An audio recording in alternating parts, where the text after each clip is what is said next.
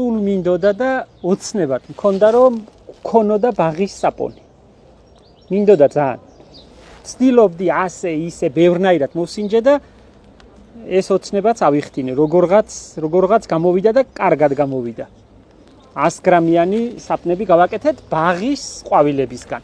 ნახეთ, ჰორტენზია, ცელოზია, მომბრეცია, რუდბეკია, აქ არის ნიგელა, ქრიზანთემა, რა თქმა უნდა, ლავანდა, რა თქმა უნდა, შავი ჩაი, ვენახის წიფწა, პიონები, იორდასალამი, ისევ ჰორტენზია. მე მგონი რომ ლამაზად შევფუთეთ, ნახე რა სილამაზია. საპონის გამო შევდივარ და ხელებს ვიბად. ისე მიხარია. ჩვენთან ბევრი სტუმარია, ყველა მიცის და წაიღოს ქართული საპონი, რატო ამაში ცუდი, რა არის ამაში ცუდი, თუ გაიხარებს ადამიანი და ქართულ პროდუქტს წაიღებს. ძალიან ვარ მომხრე სარეცხი საპონის. იმაზე უკეთესი საპონი სუნი აქვს, ცუდი თუ არა. ისეთი კონსისტენცია არც ერთ სხვა საპონს არ აქვს. ძალიან კაია. აი ხელების დასაბანად აქითქით, აი სულ აბჟღვრიალებს ხელებს. რითია დამზადებული იმის რეცეპტს მე ვინ მომცემს, მაგრამ არც ესაა ნაკლები.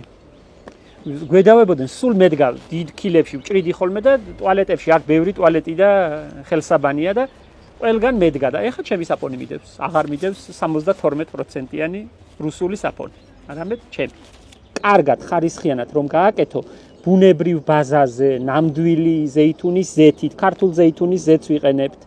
რომ გააკეთო კარგი საპონი, ეს არც ისე იოლია.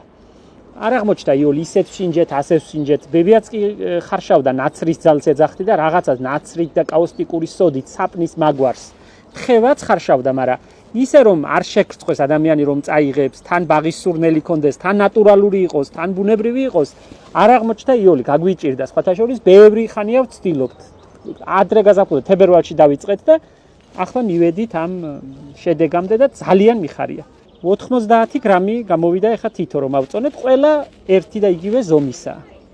აი ლავანდაც რა კარგია ნახე, შეფუთული. ველური მცენარეებით არ არის, ბაღის ყვავილების სურნელით, ასე დავარქვით. ძალიან მიხარია. თუ მოხვდებით ჩემს ბაღში, მარტო ჩვენთან იყიდება, სხვაგან არს.